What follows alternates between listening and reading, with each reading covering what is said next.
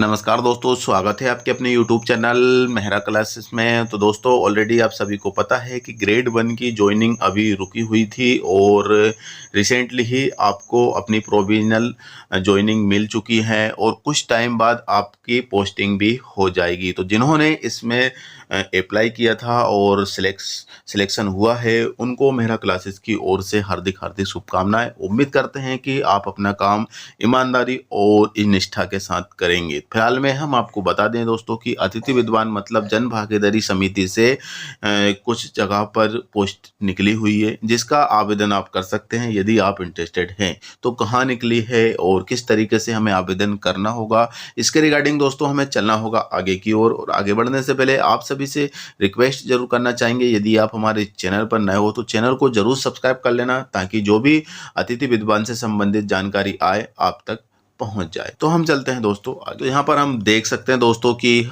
Official notification पर लेकर आए हैं और ये नोटिफिकेशन कार्यालय प्रचार शासकीय कन्या महाविद्यालय सीधी मध्य प्रदेश से जारी हुआ है और ये 18/10/2024 को ये नोटिफिकेशन आउट हुआ था। जन भागीदारी योजना के अंतर्गत पाठ्यक्रम में अतिथि विद्वानों से अध्यापन व्यवस्था हेतु विज्ञापन है। ये आमंत्रण सूचना है सत्र 2024-25।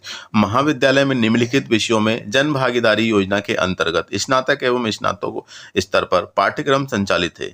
इन पाठ्यक्रमों में शिक्षण व्यवस्था हेतु उच्च शिक्षा विभाग मध्य प्रदेश शासन भोपाल के निर्देश अनुसार निम्न विषयों में महाविद्यालय जन भागीदारी अतिथि विद्वान पर हेतु आवेदन आमंत्रित किए जाते हैं। तो ये जन भागीदारी से संबंधित है। और गेस्ट फैकल्टी का जो आया है नोटिफिकेशन, वो 25 अक्टूबर से इसमें हम न्यू रजिस्ट्रेशन कर सकते हैं। और जिनका रजिस्ट्रेशन पहले से डन है उनको सिर्फ चॉइस फिलिंग ही करना है, यदि वो अपने प्रोफाइल में कुछ अपडेट नहीं करते हैं तो। वैसे कौन से सब्जेक्ट में यहाँ पर वैकेंसी है, तो विषय यहाँ पे हम देखेंगे और विषय हैं लगभग 8 और इसमें यहाँ पे आपकी न्यूनतम शैक्षणिक योग्यता दे रखी है। राजनीति शास्त्र में 2 पोस्ट हैं, जहाँ पर आपके पास MA राजनीति शास्त्र न्यूनतम 55% अथवा अधिक। देन उच्च शिक्षा विभाग द्वारा निर्धारित जो भी शैक्षणिक योग्यता निर्धारित की गई है UGC गाइडलाइंस के अकॉर्डिंग, वो सब आपके पास होना चाहिए। देन समाजशास्त्र में एक ही पद है, जिसमें MA समाजशास्त्र न्यूनतम 55% अथवा अधिक। उच्च शिक्षा विभाग द्वारा निर्धारित अर्थशास्त्र है, जिसमें 3 पद हैं, MA अर्थशास्त्र न्यूनतम 55% अथवा अधिक।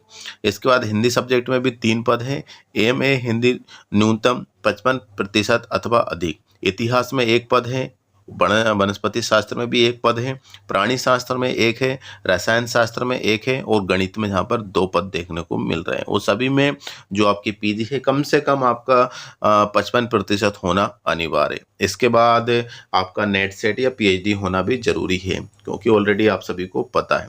इसके बाद शर्तें क्या दी गई है, अतिथि विद्वानों के लिए आवश्यक अर्हता मध्य प्रदेश शासन उच्च शिक्षा विभाग द्वारा निर्धारित नवीनतम आदेश अनुसार होगी।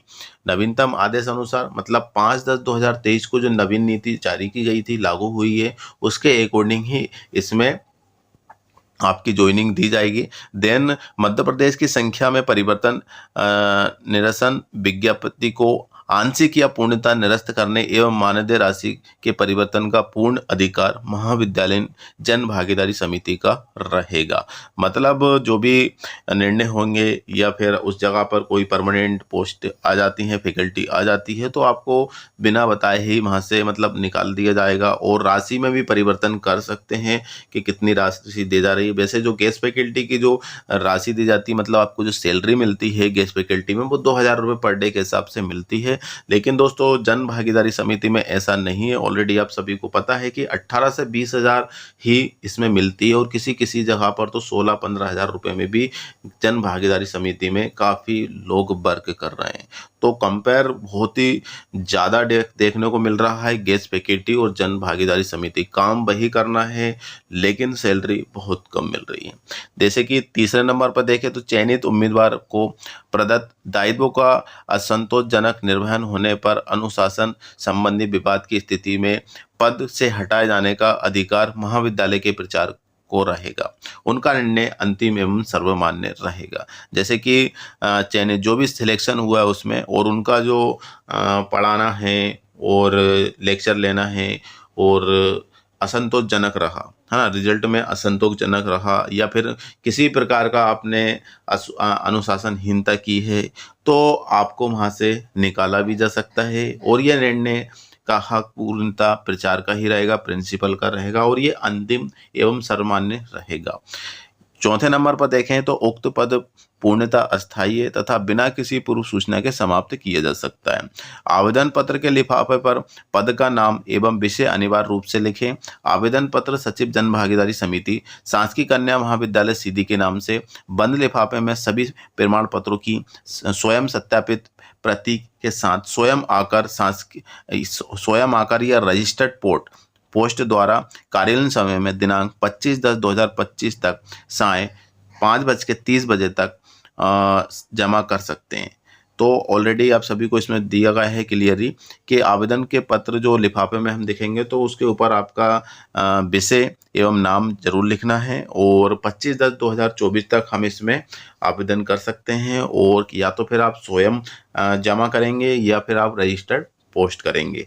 ठीक है। इसके बाद 6वें नंबर पर दिया है समस्त अतिथि विद्वानों को महाविद्यालय में 6 घंटे रहना अनिवार्य होगा तथा आने एवं जाने के समय की उपस्थिति पंजी में दर्ज कराना होगा। मतलब 6 घंटे तो आपको वहाँ पे रुकना ही रुकना है। जब आप पहुँचेंगे तो वहाँ पे आपकी उपस्थिति, मतलब जो हमारी अटेंडेंस लगती है वो लगती है, और इसके बाद जब आपकी छुट्टी होती है तो भी आपको अटेंडेंस देना ही होगा, है ना, दोनों टाइम पे अटेंडेंस होगी आपकी।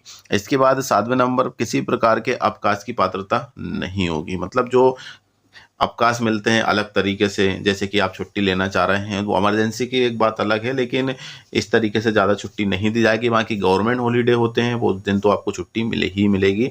साथ में देखा जाए तो अध्यापन कार्य समाप्त होने पर पूर्व की भांति कार्य से पृथक कर दिया जाएगा एवं आवश्यकता होने पर पुनः अध्यापन कार्य हेतु आमंत्रित किया जाएगा। मतलब जो भी इनका सेशन है, जैसे कि 4 महीने के लिए रखा है, तो जैसे ही 4 महीने ख़त्म होते हैं या 5 महीने ख़त्म होते हैं तो आपको वहाँ से अलग कर दिया जाएगा, और फिर से यदि उनको लगा कि हाँ हमें ज़रूरत है तो आपको पुनः आमंत्रित, मतलब इनवाइट कर लिया जाएगा नोटिफिकेशन के द्वारा कि आप आ सकते हैं यदि आप इंटरेस्टेड हैं तो इसकी जो वेबसाइट है, मतलब सॉरी नोटिफिकेशन है, 25/10/2024 तक हमें इसमें आवेदन कर सकते हैं, और इसके एड्रेस पर हमें सेंड करना होगा। तो दोस्तों अब हम लेके चलते हैं दूसरा नोटिफिकेशन पर। जो भी एक और नोटिफिकेशन आया है वो रतलाम से आया है, उसमें कितनी वैकेंसी है वो इसके रिगार्डिंग हम चलते हैं आगे की ओर। तो यहाँ पर हम देख सकते हैं दोस्तों कि एक दूसरे नोटिफिकेशन पर लेकर आए हैं, और ये नोटिफिकेशन 19/10/2024 मतलब कल की डेट में ही जारी हुआ है। देन यहाँ पे आप देख सकते हैं दोस्तों कि कार्यालय प्रचार स्वामी विवेकानंद शासकीय वाणिज्य महाविद्यालय रतलाम, और इसमें 2 ही पोस्ट है ओनली, एप्लीकेशन, कंप्यूटर एप्लीकेशन एवं प्रबंधन। कंप्यूटर एप्लीकेशन में एक पद है जिसमें एमएससी कंप्यूटर साइंस अथवा एमसीए न्यूनतम प्राप्तांक 55% होना जरूरी है। साथ में प्रबंधन के लिए एमबीए न्यूनतम प्राप्तांक 55% पीजी में आपके पास होना चाहिए। इससे कम है तो आप इसमें आवेदन नहीं कर सकते। देन इसके बाद आपके पास तथा net set, MP set, slate अथवा पीएचडी होना जरूरी है। देखिए अब यहाँ पे देखें सैलरी की बात करें तो मात्र 16,000 रुपये आपको मंथली सैलरी मिलने वाली है। तो अंदाज़ा लगाइए कि कितनी कम सैलरी मिल रही है। कहाँ गेस्ट फैकल्टी में 2,000 रुपये पर डे, देन जन भागीदारी समिति में मात्र 16,000 रुपये पर मंथ। उनको वहाँ पर मैक्सिमम 50,000 रुपये पर मंथ ले सकते हैं, लेकिन यहाँ पर देखे जाए तो आपको सिर्फ 16,000 रुपये पर मंथ सैलरी मिलने वाली। इसके बाद यदि आप इसमें छुट्टी करेंगे तो आपकी सैलरी भी वहाँ से कट हो जाएगी।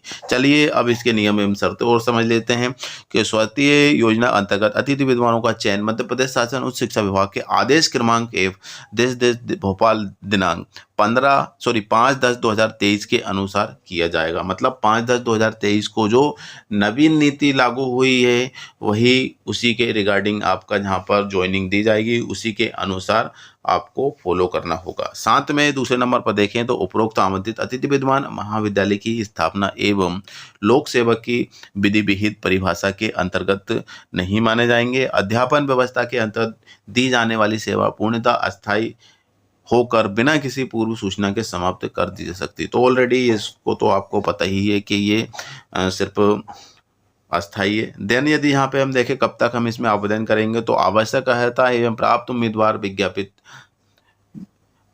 प्रकाशन के 15 दिवस के भीतर अपना आवेदन समस्त प्रमाण पत्रों की सत्या प्रतिलिपि के साथ प्रेषित करें। आवेदन के लिफाफे पर स्पष्ट रूप से अतिथि विद्वान हेतु आवेदन का उल्लेख जरूर करें। अब यहाँ पे ये फॉर्मेट दे रखा है, एप्लीकेशन फॉर्मेट, आपको इसको फिल करना है और फिल करने के साथ इसको जमा कर देना है। चलिए अभी हम आपको एक और जो गेस्ट जन भागीदारी समिति का जो प्रारूप होता है, फॉर्मेट होता है आवेदन, उसको हम बता देते हैं और उसकी लिंक भी वीडियो के डिस्कशन में या हमारे ग्रुप में प्रोवाइड कर दी जाएगी। और साथ में हमारा जो एप्लीकेशन है दोस्तों, एप्लीकेशन पर भी ये अपलोड कर दी जाती है, क्योंकि ग्रुप क्या होते हैं कि फुल हो जाते हैं, हाँ, और फुल हो जाते हैं तो वहाँ पे काफ़ी कैंडिडेट ज्वाइन नहीं कर पाते हैं। वो फिर टेलीग्राम पे जाते हैं, टेलीग्राम पे फिर एक दूसरे से कांटेक्ट कर लेते हैं, तो काफ़ी ज़्यादा दिक्कत का सामना भी करना पड़ता है। बाकी ग्रुप तो हमारे चल ही रहे हैं, जो भी इसमें ज्वाइन हैं और उसमें हम ये प्रोवाइड कर देते हैं। साथ में जो हमारा एप्लीकेशन है मेहरा क्लासेस ऑफिशियल, उसकी लिंक भी आपको हमारे वीडियो के डिस्कशन में मिलेगी। ये पीडीएफ और जो भी वहाँ पर आती है इंफॉर्मेशन वहाँ भी हम अपलोड करते हैं। यदि हम व्हाट्सएप पे नहीं पहुंचते हैं, जैसे कि व्हाट्सएप पे आज कोई जुड़ा है और इससे पहले ही हमने कोई नोटिफिकेशन दिए हैं, तो उनको ये नोटिफिकेशन नहीं दिख पाता है। इसके चलते हुए आप एप्लीकेशन को डाउनलोड कर सकते हैं। तो दोस्तों अब हम लेके आपको चलते हैं इसके एप्लीकेशन फॉर्मेट पर। अब यहाँ पे देख सकते हैं कि जन भागीदारी सौवित्तीय अतिथि विद्वान हेतु आवेदन पत्र सत्र 2024-25 के लिए, तो महाविद्यालय का नाम हो गया, आवेदक का नाम हो गया, पिता का नाम हो गया, जन्म तिथि, विषय, जाति, वर्ग, मोबाइल नंबर, ईमेल आईडी एवं आपका पता।